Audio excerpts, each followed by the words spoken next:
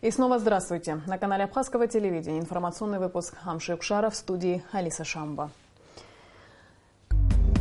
И сегодня в выпуске. На помощь братьям. 15 августа в Абхазии отметили День добровольца.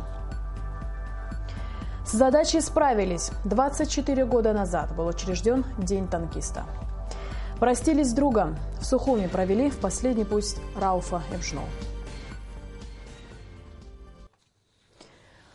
15 августа в Абхазии отмечают День добровольца. 24 года назад, 15 августа 1992 года, на второй день после начала Отечественной войны народа Абхазии в Гудауту прибыла первая группа северокавказских добровольцев во главе с султаном Сосналиевым. В Отечественной войне приняли участие более 2000 добровольцев. 51 из них удостоен звания Героя Абхазии. 247 награждены орденом Леона. 623 медалью за отвагу. Рядом с народом Абхазии, плечом к плечу, за свободу Апсны воевали добровольцы из Северного Кавказа, Юга России, Южной Осетии, Приднестровья, представители нашей диаспоры из стран дальнего зарубежья.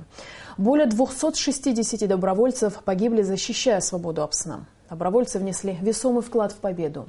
Одно только их присутствие подняло боевой дух абхазского народа и привело нас к победе и независимости.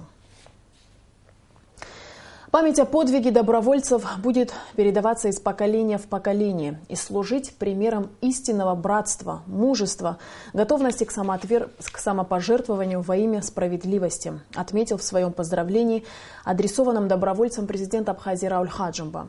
Благодаря бесстрашию и самоотверженности народов, отстаивавших свободу и независимость Апсны, сегодня Абхазия является суверенным и демократическим государством, подчеркнул президент. Мы ценим и дорожим той помощью и поддержкой, которую нам оказали добровольцы в дни войны. И в мирное время представители добровольческого движения продолжают быть причастными к судьбе Абхазии. Находясь на руководящих должностях в республике, они помогают нам строить и развивать наше государство, подчеркивается в поздравлении. Рауль Хаджимба убежден, что наша задача – сохранить эти добрые отношения и связи с народами, вставшими рядом в тяжелый для нас час, и передать их подрастающему поколению. Только в единстве с нашими братьями мы можем быть поистине сильным народом, говорится в поздравлении президента. Сегодня в Гудауте прошла церемония возложения цветов к памятнику добровольцев. Почтить память погибших героев-добровольцев пришли президент Рауль Хаджимба, премьер-министр Беслан Барцец, матери погибших, члены правительства, представители общественности, жители Гудауты. Репортаж Ренаты Шакая. Позиция Конфедерации горских народов Кавказа не позволила уничтожить Абхазию. Именно такую оценку дал КГНК первый президент Абхазии Владислав Ардзамба, говоря о значимости добровольцев, имена которых золотыми буквами вписаны в историю Отечественной войны народа Абхазии. Артур Пшенуков один из первых откликнулся на призыв о помощи. Он прошел всю войну до победного конца. Сегодня Артур первый раз приехал в послевоенную Абхазию. Событие, которое было, которое открыло возможность представителям всех народов Северного Кавказа проявить свою честь, свою совесть, достоинство. Вот продолжение вот этого достоинства я вижу в наше время в Республике Абхазия. Добровольцы знали, куда идут и зачем. Только вместе у нас есть будущее, подчеркнул экс-президент Конфедерации горских народов Кавказа Муса Шанибов, выступая на митинге. Новое поколение абхазов, но совершенно молодые знают конфедерацию. Это великое достоинство. За это я искренне благодарен абхазскому старшему поколению.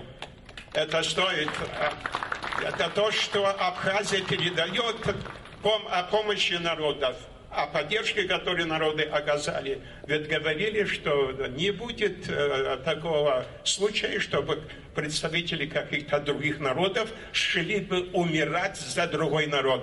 Товарищи, наши добровольцы, герои, которые вот здесь стоят, они знали, куда они идут.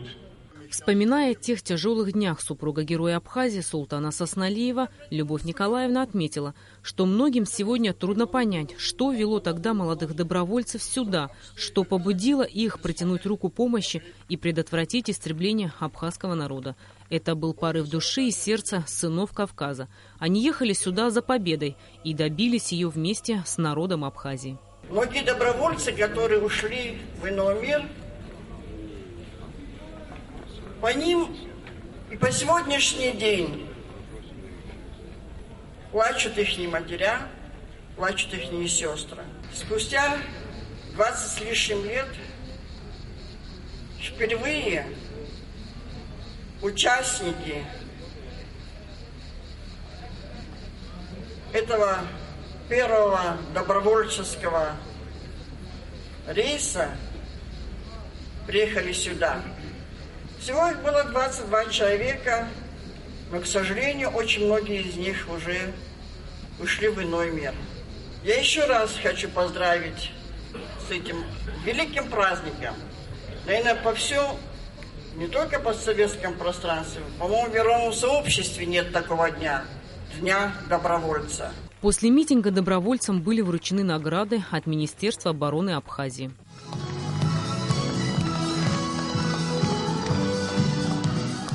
Не забыли добровольцы и своего главнокомандующего. После завершения церемонии в Гудауте они направились в Нижнюю Шеру, к мемориалу Владислава Ардзамба, чтобы возложить цветы и почтить память великого сына абхазского народа.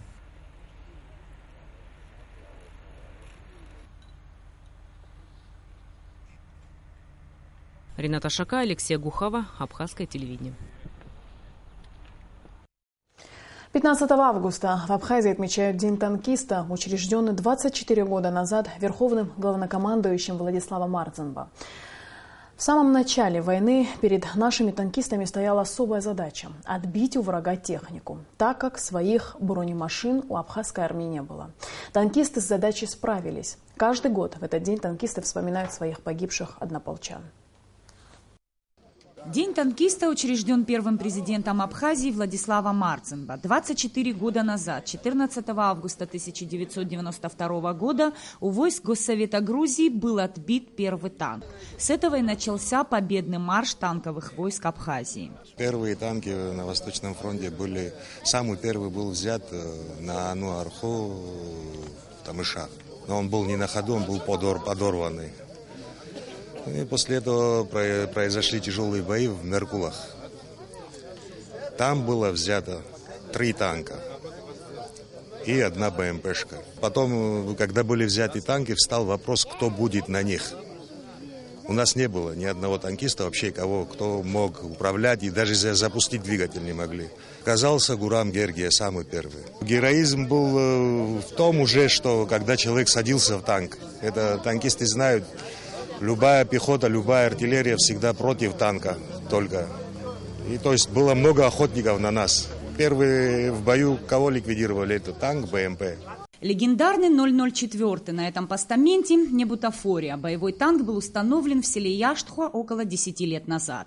Это теперь его чтят как мемориал, а ведь он участвовал в сентябрьском наступлении и был подбит вражеским снарядом вместе с экипажем. Боевые 100 грамм в память о погибших ребятах, воспоминания о первых днях войны и долгом пути к победе. Последние дни, когда мы уже взяли трассу, не было потому-что боя. Мы там хорошие это получили, потому что практика есть практика. Против нас воевало, конечно, очень такие хорошие специалисты, по моим данным, которые были. Это Кутаисский показательный танковый батальон. Все кадровые офицеры. Восточный фронт, что находились у меня танкисты, но им подчинили. Они все показали себя очень с хорошей стороны. Все воевали досконально. Танки выводили из строя, потому что, во-первых, у нас горючего не было, и снарядов не было. За это из 4 танков, что у меня находился почти, оставался только 1 танк. И это мой экипаж. Ну, в последнем бою мы имели 2 снаряда и литров 50 снарядов. И вот так вот дошли до конца. Потом уже, когда с Западным фронтом мы встретились, где Кудоры, конечно, нам дали все. Потом я сказал уже Фазил, я говорю, я могу так дойти, говорю, с таким странным, с таким обеспечением, куда до Тбилиси. И мы, конечно, дошли уже до Ингура. Все даты, связанные с войной, ветераны-танкисты начинают отмечать именно на этом памятном месте. Сюда они приходят не только в праздники, но и в обычные дни. Просто так, чтобы еще раз вспомнить и поговорить о тех тяжелых днях. В этот день венки и цветы танкисты возлагают и в парке Славы, у главного мемориала Победы. Нис Фаршба, Беслан Шхинджерия, Абхазское телевидение. О том, как отмечали День добровольца в Абхазии, мы еще расскажем в наших выпусках, а пока к другим темам. Наиболее острые проблемы в туристической отрасли страны обсуждались сегодня на рабочем совещании, которое провел президент Рауль Хаджимба. В совещании, на котором также подводились промежуточные итоги деятельности туристических объектов, приняли участие министр по курортам и туризму Автандил Гарцкий, руководители туробъектов, главы таможенной и налоговой службы, а также МВД и СГБ. Подробности в репортаже Белой Кварчи. Президент сразу начал с вопросов. В первую очередь он обратился к руководству Новоафонской пещеры и Рицинского национального парка с тем, чтобы прояснить картину посещений объектов на данный момент. За март месяц, по сравнению с прошлым годом, на 1800 человек было больше. За апрель месяц на 2550 человек было больше. Но за май месяц на 4600 меньше, за июнь на 2800 меньше и за июль мы на 8300 меньше. При том, что чтобы у нас половина июля, контроль был, как вам сказать, усилен. Министр по курортам и туризму Автандил Гарцкий сообщил, что в этом году показатели посещаемости туристами нашей страны возросли, но подчеркнул, что разница в доходах все-таки незначительна в сравнении с аналогичным периодом прошлого года. Одна из причин, по его словам, позднее начало курортного сезона. Рица 366 тысяч показала 2016 год, 348 тысяч 2015 год был. Ну, это небольшое отставание, это они наверстают. Новоафонская пещера на 10 число, на 10 августа 233 тысячи против 230 прошлого года. И остальные, обезьяний питомник, институт ботаники и так далее, и так далее.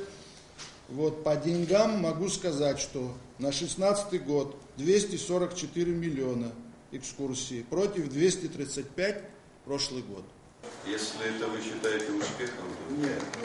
Глава государства сообщил, что проанализировав картину в Рицинском парке, Новоафонской пещере, ситуацию на границе с Россией, сделал выводы о том, что цифры по количеству людей, приезжающих в нашу страну, и доходов от туризма сильно занижены. Это с учетом того, что в день абхазо-российскую границу пересекают не менее 5-6 тысяч автомобилей. Мы с вами имеем серьезные потери. Где они теряются? Я не знаю, какой ОБЭП вас проверяет и какая прокуратура проверяет. Я думаю, что нужно будет проверять и саму прокуратуру, и сам ОБЭП тоже, в том числе. Никто из вас меня не сумеет переубедить в том, что в прошлом году цифры были вот таковыми, а в этом году мы вам вот показываем цифры, где уже есть какие-то успехи, мы вас, мол, догоняем прошлогодние цифры. Мол. Не обижайтесь. Может быть, это будет сказано грубо, но 3 шкуры спущу. Это не для меня вы делаете. Это не мой интерес там, а интерес нашего государства. Резкой критике президент подверг условия джипинга на горных трассах страны, оценив манеру вождения некоторых водителей как угрозу для жизни людей. Также президент нелестно оценил работу всего транспорта, в частности, пристрастие некоторых водителей к алкоголю и наркотикам. Президент еще раз подтвердил свое намерение добиваться ужесточения мер наказания в отношении таких водителей, в том числе не исключая введения уголовной ответственности. За вождение в алкогольном и наркотическом опьянении без каких-либо предупреждений наступает уголовная ответственность. Иначе мы потеряем и туристов, и своих людей. На совещании также были подняты вопросы работы таможни, касающихся в том числе перевозок ореха на абхазо-грузинской границе. Для более тщательного контроля за визовым режимом было предложено установить на абхазо-российской границе модуль консульской службы республики. Белла Кварчи, Саид Айба, Саида Гухава, Абхазское телевидение. И в продолжение темы безопасности туристов. МЧС провело целую операцию, чтобы спасти семью, оказавшуюся в сложной ситуации. Об этом материал пресс-службы спасательного ведомства страны.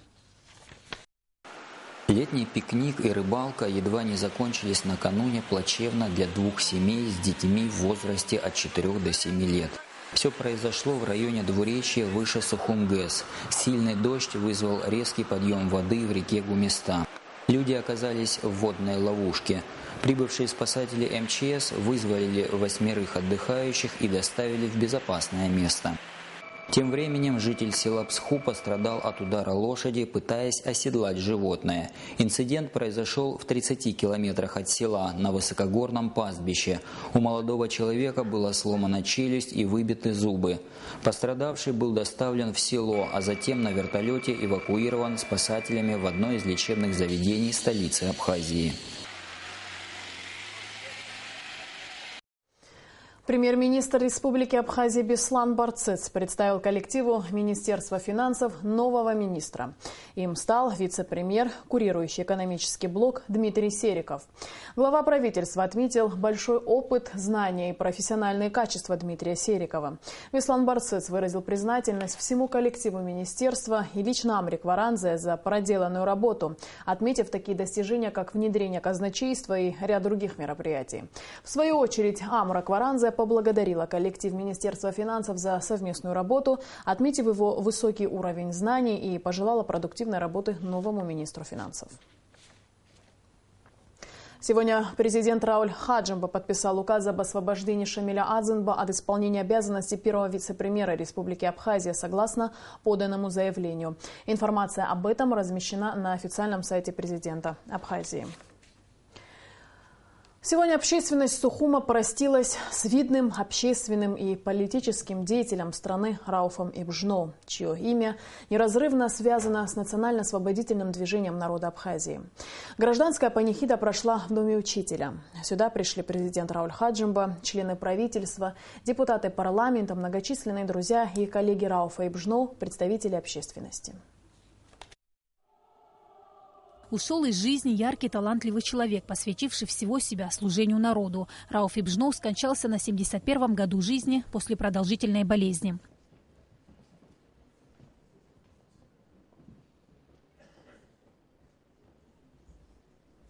Рауф Ибжно окончил Московский театральный институт имени Горького. Свой творческий путь он начинал именно как литературный и театральный критик. Но когда в стране наступили тяжелые времена, национально-освободительное движение абхазского народа стало частью его жизни. Рауф Ибжно всегда был в центре политических событий. Один из создателей форума национального единства Айтглара. Он сначала был заместителем председателя, затем и председателем движения. Честно говоря, очень тяжело о таком замечательном человеке, как Рауф Ибжно.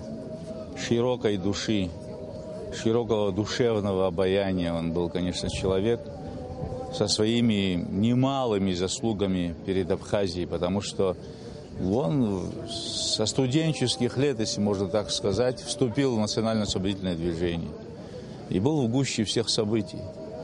И это 70-е годы, это 80-е годы, когда создавалось такое широкое общенациональное движение Айтглара, народный форум Абхазии Айтглара, который сыграл колоссальную роль в становлении нашей государственности. Он был заместителем, а некоторое время и руководителем Айтглара. Понимаете, он взвалил на себя очень тяжелое бремя ответственности в этот как раз судьбоносный период. Потому что Айтглара смогло это движение объединить не только абхазов, но и вокруг Айтглара и другие национальные общины. В этом процессе консолидации во всем добром, значительном, незаурядном, что происходило в этом центре общенациональном, Рауф Ибжно был одним из тех, кто задавал тон. Тогда нужно было единство. Без этого невозможно было бы выстоять, сохранить нашу самобытность, говорил Рауф Ибжно. Те, кто знал его лично, отзываются о нем как о скромном человеке, истинном патриоте. Его друзьям и соратникам трудно говорить о нем в прошедшем времени. Много теплых воспоминаний оставил он в их сердцах.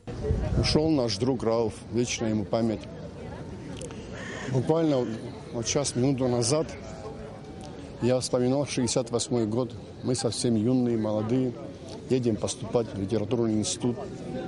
2 суток в поезде. там мы и познакомились с ним фактически, перед этим. И вот то, о чем мы говорили, вот сейчас вспоминаю, вечная ему память. Именно по этой стезе, по этому пути, ради родной Абхазии, ради нашего народа, он прошагал всю жизнь и шел именно по той дороге, которую тогда мы еще совсем молодые, вехи которой мы намечали в поезде Сухум-Москва. Потом жизнь была все, с этого пути он не сворачивал, как и многие наши друзья, которые живы, которые ушли, вечная память. Рауф Эбжноу был примером беззаветного служения Родине. Его отличало уникальное сочетание творческого таланта и общественного деятеля. Высочайшее трудолюбие, честность и порядочность Рауфа Эбжноу вызывали глубокое уважение. Он всегда был патриотом своей Родины, и в национально-освободительной борьбе он участвовал, когда многие, можно сказать, не все на это были способны, а он всегда рядом стоял со всеми революционерами. И он работал зампредседателем Народного форума был. У нас председатель был Сергей Шамба. Как раз почти что до начала войны его назначили зампредседателем. Рауф был большой патриот, очень добродушный человек, и отзывчивый. И сегодня, когда его нет, я его с теплотой вспоминаю. Рауфа Эбжноу похоронят во вторник, 16 августа, в его родном селе Джерхуа. Сима Аргун, Эльдар Дамиров, Абхазское телевидение. В Музее боевой славы имени Владислава Ардзенба отметили День добровольца. На мероприятии, организованном Министерством культуры и историко-культурного наследия, присутствовали добровольцы из различных республик Северного Кавказа, Юга России, Южной Осетии и других. Кадры военной хроники не оставили никого равнодушным. Еле слышно присутствующие напевали звучащие с экрана мелодии военных лет, а кадры с интервью погибших героев сопровождались аплодисментами. Каждое слово в клятве добровольца пронизывает душу, рвет сердце, возвращая в те страшные дни войны. Они пришли на помощь тогда, когда было необходимо, без лишних слов, просьб и уговоров. Добровольцы шли в Абхазию по зову сердца. Приезжать в Абхазию каждый год 15 августа для многих уже стало традицией. В этот день добровольцы вместе, как тогда, в 92-м, вспоминают ушедших, рассказывают об их героизме. Как часто вы приезжаете в Абхазию? Практически ежегодно. Просто без них не могу. А тогда, когда шел сюда, честно говоря, кто такие абхазцы, я думал, это разновидность грузин, к моему сожалению. А теперь я знаю, кто мы есть. Абхазцы и адыги – это два сына одной матери. Хоть и говорим мы на разных диалектах и по-разному, но абазины и адыги, мы их называем на своем адыгском языке абхазцев абазами. Смотрим и надеемся, что будет государство черкесов, начнется с республики и со страны души Абхазии. В Сухуме в культурно-благотворительном центре «Мир без насилия» имени Зураба Ачба состоялся круглый стол, посвященный началу Отечественной войны народа Абхазии и Дню добровольца. Его участники делились своими воспоминаниями о войне. В культурно-благотворительном центре «Мир без насилия» имени Зураба Ачба собравшиеся делились своими воспоминаниями о начале Отечественной войны народа Абхазии. Кто-то из них тогда был школьником, студентом, а кто-то уже работал. Эсме Пиля в 1992 было всего 13 лет. Для подростка, оставшегося с сестрой у родственников в Акваске, последовавшие за 14 августа события стали сильным потрясением. Когда мы начали ощущать войну, это когда стали грабить наших соседей. Приезжали, мы выстрелы слышали, мы сразу все убегали в лес, то есть дома никто не оставался. Продолжалось это первые несколько дней. Первое такое впечатление яркое, которое осталось у меня в памяти, это первая бомбежка. Бомбили Ткварчели, мы там, где мы жили в деревне, мы как раз находились на таком холме, у нас дом стоит на холме. И когда пролетали мимо вертолеты, бомбили Ткварчели, мы все это видели. Эсма со слезами на глазах вспоминает знакомых, оказавшихся в сбитом 14 декабря над Латой вертолете. Сама она лишь по счастливой случайности не оказалась там. Не дала себя уговорить лететь. и тем самым спасла сестру, маму и себя от неминуемой гибели. Ну, вот этот день он остался для меня вот самым ужасным. Самый такой тяжелый, самый трагичный день вообще. И вот в этот день почему-то у меня вот было ощущение, что нет больше надежды на что-то вот хорошее. На наших глазах взлетели оба вертолета. И я помню семью, я, насколько знаю, это семья Цахнаки, как отец шел с коляской для младенцев, и был счастлив, что вот отправил свою семью. Собравшиеся в центре Зураба Ачба говорили о неоценимой помощи добровольцев. От слова «доброволец» веяло силой, которую почти физически ощущали те, кто произносил его, говорит Наала Шаданя. Во время войны она была студенткой. Наала вспоминает, что, услышав по телевизору о начале войны, первой ее мыслью было: «Это неправда, этого не может быть». Никто не знал, что делать, еще никто ничем, никем не был защищен. Гвардейцы заезжали на своих машинах в любые дома. В тот момент они только грабили, еще не убивали в первые дни. Мирных жителей, естественно, кто не оказывал сопротивления.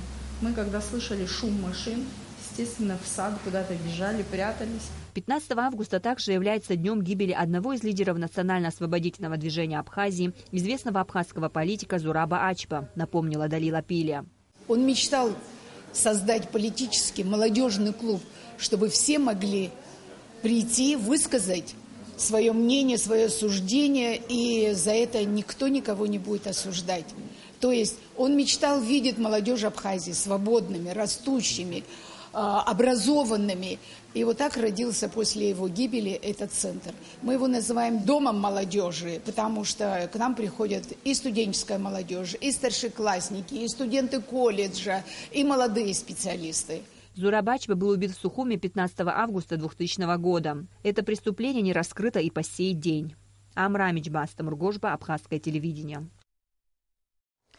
50 школьников наравне с военнослужащими будут постигать азы военного дела и повышать уровень физической подготовки.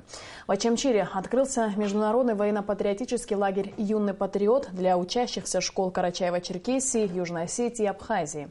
В программе лагеря не только экскурсии по историческим и культурным местам республики, но и встречи со знаковыми людьми.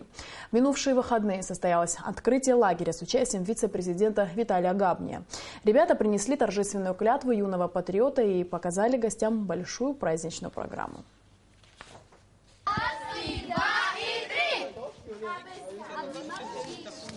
Этого события 50 мальчишек и девчонок ждали с особым нетерпением. Многие из них не только впервые увидели море. Им раньше не приходилось уезжать далеко и надолго из дома.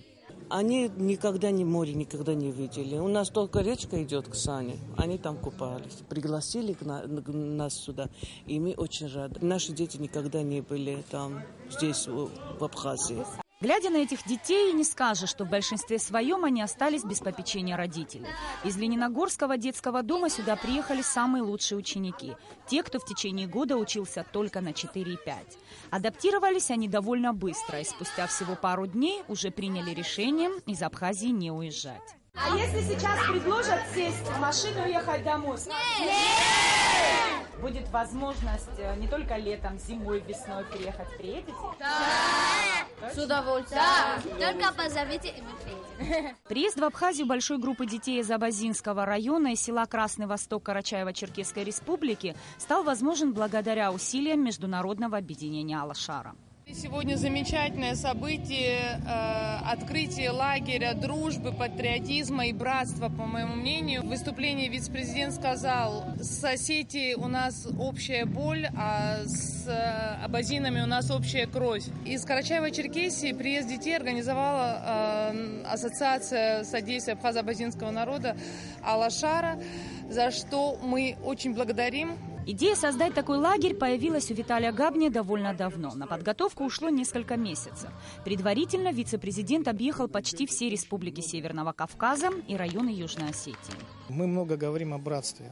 Мы не должны ни в кое время забывать 92-93 год, когда эти народы пришли и с нами стали. Это дорогого стоит. Те ребятишки, которые приехали из Южной Осетии, это в большей частью дети-сироты, у которых родители погибли в войне в 2008 году, когда удар мог быть и здесь, когда южноосетины взяли его на себя.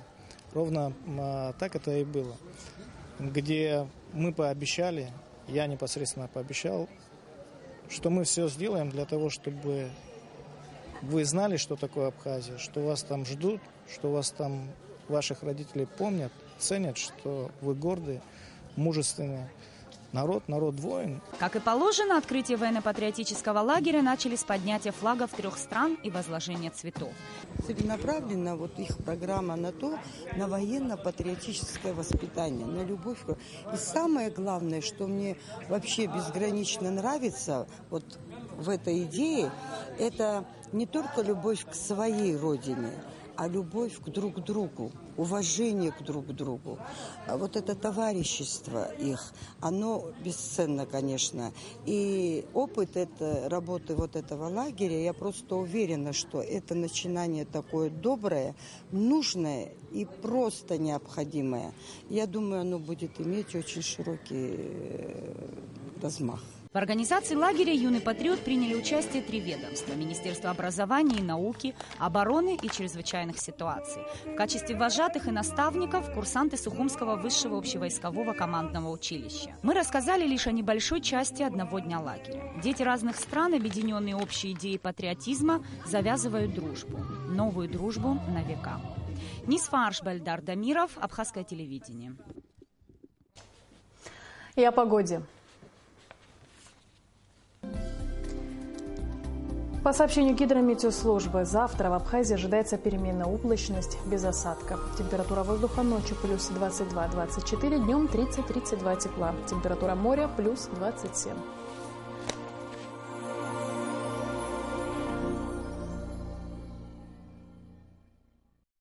На этом наш выпуск завершен. Всего доброго и до скорой встречи в эфире.